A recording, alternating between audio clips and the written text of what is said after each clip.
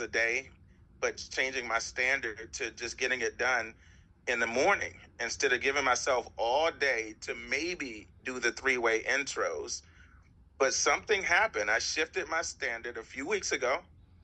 I had 26 Performance Club points.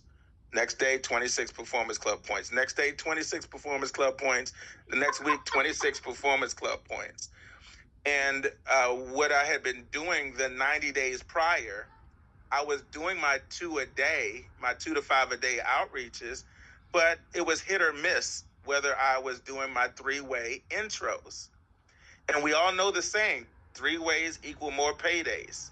No 3 ways, no paydays, more 3 ways, more paydays. So I decided to shift, not a goal.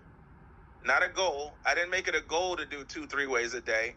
I decided this is going to be my new standard starting with 1 week. And here's what happened. I got some updates for you all. Last night, the numbers came in. I went from 26 Performance Club points to over 800 Performance Club points last month. I went from like 1 recruit a month or 2 to 5 recruits last week.